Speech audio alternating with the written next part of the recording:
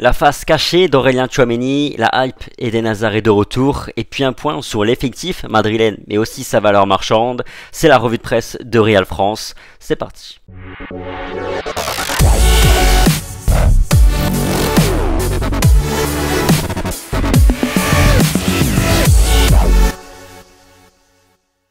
On attaque notre revue de presse par les unes des quotidiens Marca et AS. Du côté de Marca, je donnerai le ballon d'or aux 11 joueurs de mon équipe. Déclaration de Fede Valverde qui a accordé un entretien au quotidien madrilène. Du côté de AS, effectif complet.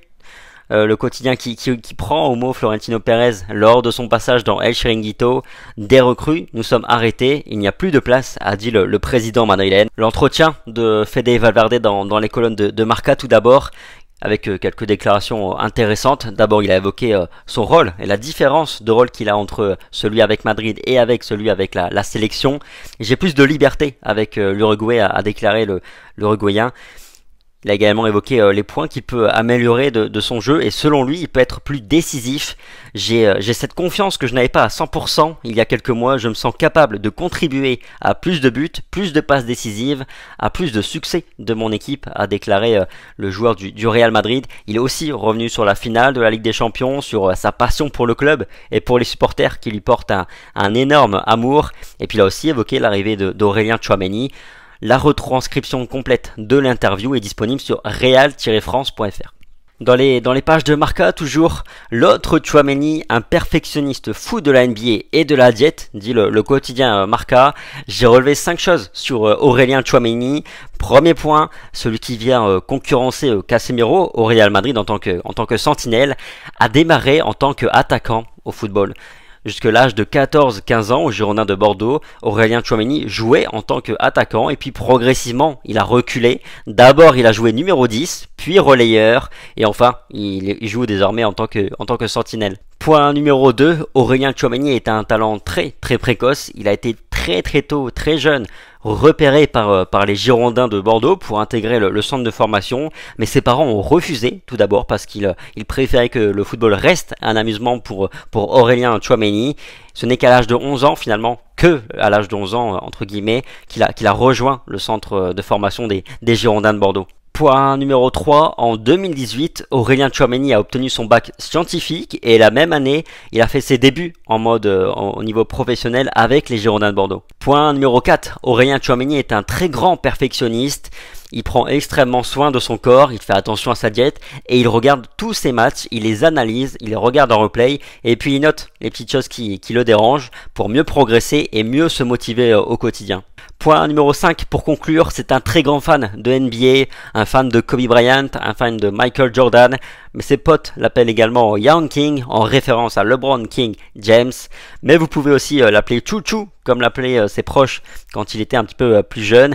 Ses proches disent aussi de lui que c'est un très mauvais perdant. Et également sur le côté droit, là vous pouvez le voir, il a refusé 12 millions d'euros nets par saison offerts par le Paris Saint-Germain pour le détourner du Real Madrid, selon Marca toujours. C'est quasiment plus du double de ce qu'il va percevoir à Madrid, c'est-à-dire 6 à 7 millions d'euros par saison. Du côté du quotidien AS, désormais, effectif fermé, effectif complet, titre le quotidien madrilène, qui reprend les mots, au mot Florentino Pérez dans El Chiringuito. Recruter de nouveaux joueurs, nous sommes arrêtés, il n'y a pas de place, a dit le président madrilène, a nuancé quand même, parce que le président madrilène a surtout, parle du moment T déjà, et le président madrilène veut surtout faire comprendre qu'il faut d'abord dégraisser avant de potentiellement envisager de recruter de nouveaux joueurs.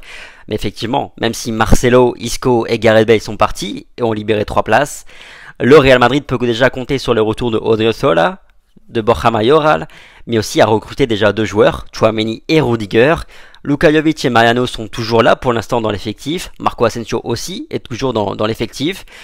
Et puis il y a toujours ce problème avec les joueurs extra-communautaires. Donc oui, l'équation n'est pas simple pour le Real Madrid cet été.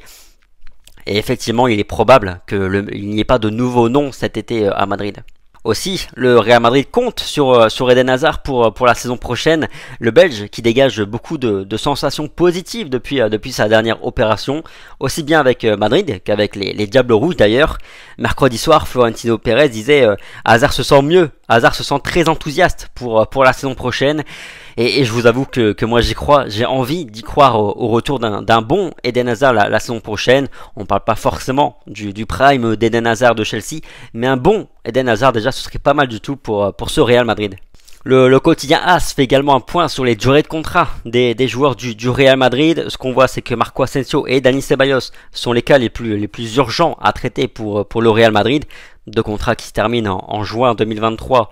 Et donc là, il faut régler ça cet été. Départ ou prolongation de contrat, sinon ce sera un échec si jamais ils partent en tant que joueur libre la saison prochaine. Karim Benzema 2023 également, mais là il s'agit d'une simple formalité pour le prolonger d'une année par année désormais. Mariano Diaz 2023, enfin, on en vient à bout de ce joueur. Vinicius 2024, mais on sait qu'il va être prolongé dans les prochaines semaines jusqu'au moins en 2026, donc contrat blindé pour la pépite brésilienne. On voit que Carvajal, Rodrigo, Militao 2025. Rodrigo, Militao seront sûrement ensuite les prochains dans la liste, je pense, à être prolongés pour être augmentés, revalorisés. Mais il n'y a pas d'urgence. Ils ont des contrats jusqu'en 2025 et les clauses sont déjà suffisamment élevées pour détourner qui serait intéressé. Et puis on voit Fede Valverde, contrat jusqu'en 2027, c'est également totalement blindé à ce niveau-là. Courtois 2026. Bref, je trouve que ça est plutôt bien géré, ça a bonne forme pour le Real Madrid. Le seul petit hic que je vois dans cette liste, c'est Luka Jovic, contrat jusqu'en 2025. Donc là, on est peut-être pas au bout de nos surprises. Et pour conclure, la valeur du Real Madrid elle monte en flèche, titre le quotidien AS qui s'appuie sur les dernières données du portail Transfermarkt. En effet, la valeur totale de l'effectif du Real a augmenté de 107,5 millions d'euros lors de la dernière mise à jour. Une augmentation qui s'explique simplement par les arrivées de Rudiger et de Tchouaméni notamment. 40 millions d'euros pour l'Allemand, 60 millions d'euros pour le Français, et puis quelques ajustements par-ci par-là. Odriozola également qui s'est ajouté à l'effectif et qui vaut 12 millions d'euros plus ou moins. Avec tout ça, le Real Madrid a gagné 3 places dans le classement des effectifs.